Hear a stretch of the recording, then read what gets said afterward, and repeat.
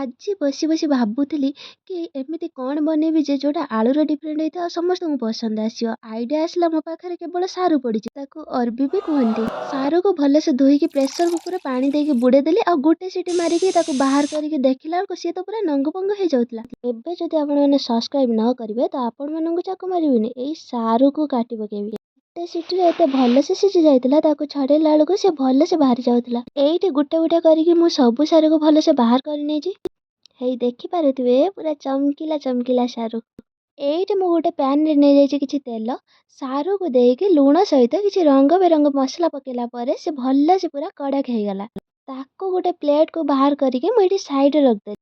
ତାପରେ ମୁଁ ଏଇଠି ନେଇଯାଇଛି ଗୋଟେ ଛୋଟ କରେଇ। କରେଇରେ ଦେଇଦେଲି କିଛି ତେଲ।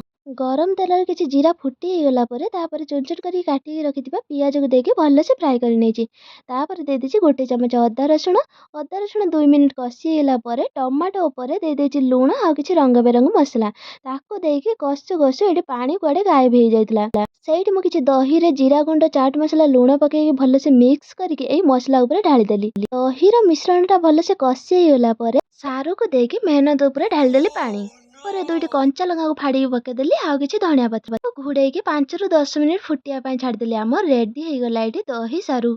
ଯୋଉମାନେ ସବୁ ସାରୁ ଖାଉନାହାନ୍ତି ଏଇ ରେସିପି ଥରେ ଟ୍ରାଏ କଲା ପରେ ଯଦି ଏଇ ରେସିପିର ଆଉ ମୋର ଦିବାନ ନହେଲେ ତା ସାରୁ ଖାଇବା ଜୀବନ ସାରା ପାଇଁ ଛାଡ଼ିଦେବେ। ମତେ ତ ସାରୁ ଆଦୌ ପସନ୍ଦ ନୁହଁ, କିନ୍ତୁ ଏଇଟା ଏକ୍ସପ୍ରେସନରୁ ଜାଣିପାରୁଥିବେ ଏଇଟା କେତେ ଟେଷ୍ଟି ଥିଲା।